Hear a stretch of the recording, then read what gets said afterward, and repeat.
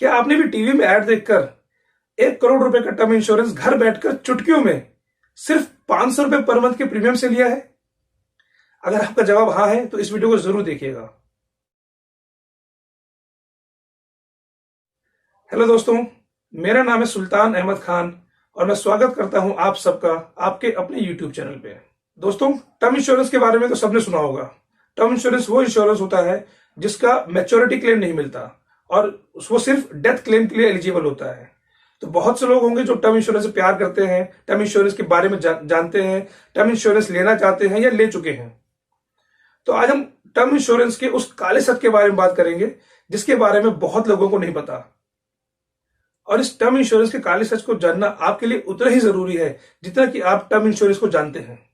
Term insurance बेचने के लिए बहुत सारी कंपनियां बहुत सारी एड्स दिखाती हैं टीवी पे, बहुत सारे फाइनेंशियल एडवाइजर्स आपको एडवाइस देते हैं, बट उसमें रखे जाने वाली सावधानी जो आपको टर्म इंश्योरेंस लेने से पहले देखनी चाहिए, वो उसके बारे में कोई नहीं बताता, जो कि सिर्फ और सिर्फ एक प्रिंसिपल पे आधारित है और वो प्रिंसिपल है प्रिंसिपल ऑफ इंश्योरेंस।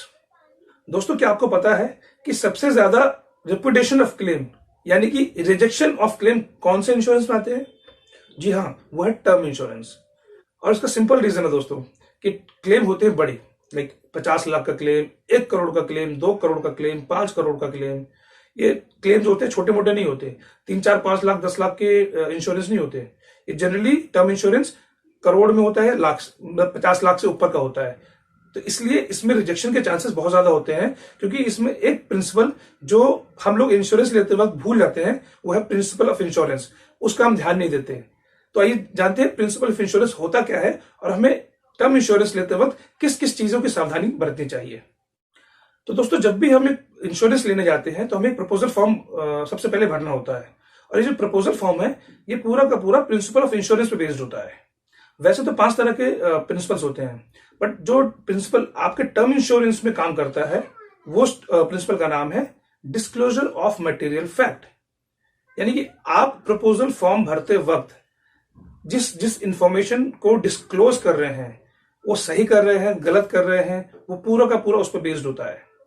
और वो इंफॉर्मेशन अगर कहीं से भी गलत है, कुछ भी इंफॉर्मेशन आपने छुपा ली या गलत दे दी या आपने करेक्ट इंफॉर्मेशन नहीं प्रोवाइड की प्रपोजल फॉर्म भरते वक्त, तो बहुत ज्यादा चांसेस हैं कि जब आपका क्लेम आएगा, जब एक्चुअली में डेथ क्लेम आएगा, तो वो रिजेक्ट हो सकता है। तो दोस्तों, जो प्रपोजल फॉर्म होता है, जब इसमें इंश्योरेंस कंपनी इसको अंडरराइट करती है, उसमें 3 चीजों पर ध्यान देती है। पहली मेडिकल अंडरराइटिंग, दूसरी फाइनेंशियल अंडरराइटिंग और तीसरी प्रीवियस पॉलिसीज। तो जब हम प्रपोजल फॉर्म भरते हैं तो हमें इन 3 चीजों का ख्याल रखना बहुत जरूरी है। पहला, मेडिकल अंडरराइटिंग। मेडिकल अंडरराइटिंग क्या कवर करती है?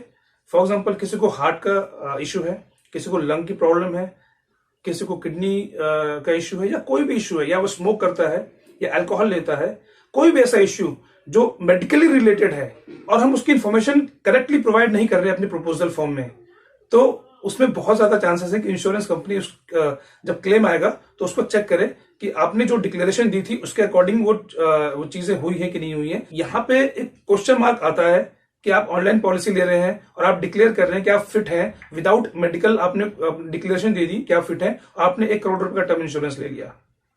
अब आते हैं दूसरे अंडरराइटिंग पे, जो कि फाइनेंशियल अंडरराइटिंग। तो फाइनेंशियल अंडरराइटिंग का मतलब यह है कि आप कुछ भी अमाउंट का इंश्योरेंस नहीं ले सकते। आपका मन कर रहा है 5 करोड़ रुपए का टर्म इंश्योरेंस लेने के लिए, तो आप ऑनलाइन जाके 5 करोड़ का टर्म इंश्योरेंस ले सकते हैं, बिल्कुल ले सकते हैं। बट उस समय इंश्योरेंस कंपनी आपको दे भी देगी, बट जब क्लेम देने का वक्त आएगा तो क्या वो आपको देगी? तो फाइनेंशियल अंडरराइटिंग बेसिकली काम करती है आपकी इनकम के बेसिस पे। और जो जनरल फॉर्मूला है टर्म कोई भी इंश्योरेंस देने का, वो आपकी इनकम का 15 से 20 गुना है। यानी अगर आपकी इनकम 5 लाख रुपए है तो ये मान के चलिए आपको 50 लाख से 1 करोड़ तक का इंश्योरेंस मिल सकता है। तो क्या जब हमने टर्म इंश्योरेंस लिया 2 करोड़ रुपए का फॉर एग्जांपल, तो हमने सही इंफॉर्मेशन दी, हमने फाइनेंशियल जो अंडरराइटिंग थी हमारी, हमने फाइनेंशियली जो हमें चीजें बतानी थी वो हमने सही से बताया? Again a question mark. और तीसरी चीज है दोस्तों, प्रीवियस पॉलिसी की डिटेल्स।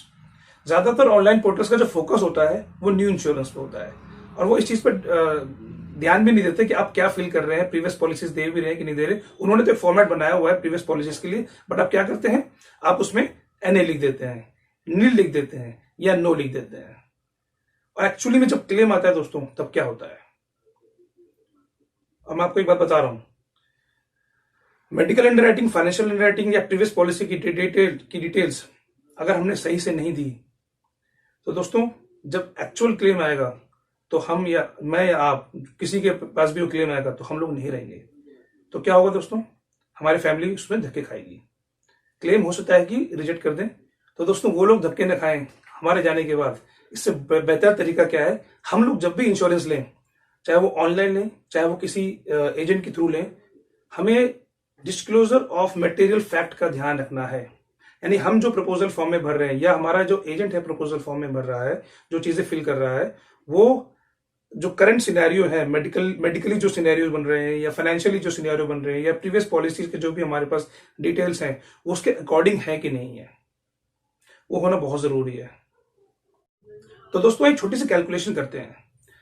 कोई टर्म इंश्योरेंस आप 7,000 रुपए के हिसाब से 1 करोड़ का लेते हैं, तो आपने 20 साल अगर उसका प्रीमियम भरते हैं तो आपने कितना पे किया, 1,40,000 रुपए। अगर आप 30 साल भी अगर उसको पे करते हैं ना, तो 2,10,000 ही पे करेंगे। तो खुद सोचिए 1 करोड़ रुपए, इतना कम पैसा देके 1 करोड़ रुपए कौन दे रहा है, कैसे दे रहा है। दोस्तों मैं इस चीज को मानता हूं कि जो इंश्योरेंस है वो नंबर ऑफ इंश्योरेंस, जो हम बहुत सारे इंश्योरेंस होते हैं उसके बेसिस पे ये चीज चलती है कि बहुत सारे इंश्योरेंस कराएंगे लोग, बहुत सारे लोग टर्म इंश्योरेंस कराएंगे, कुछ लोगों की ही क्लेम सेटलमेंट आएगा, ठीक है, उसके बेसिस पे चलेगा। बट कितना, क्या आपने कभी इनके सेटलमेंट रेशियो के बारे में जाना है? दोस्तों आपको मैं दिखाता हूं, ये जो आपको लिस्ट दिख रही है ना, ये टर्म इंश्योरेंस के, इनफैक्ट टर्म इंश्योरेंस तो नहीं but generally overall settlement ratio है हर प्राइवेट कंपनी के और LIC के।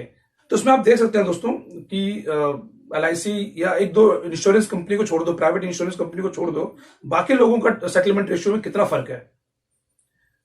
कुछ तो 80% भी है सेटलमेंट रेशियो में। और दोस्तों ये ऑथेंटिक डेटा है, जो आपको ये डेटा दिखा रहा हूं ना, ये IRDA की वेबसाइट से लिया गया है, ठीक है।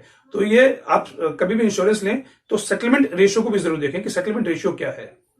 तो अंत में दोस्तों मैं सिर्फ इतना कहूंगा कि अगर आपको टर्म इंश्योरेंस लेना है तो कोशिश करें कि इसको ऑफलाइन लें। हो सकता है कि LIC से आपको टर्म इंश्योरेंस महंगा पड़े प्राइवेट कंपनी के मुकाबले।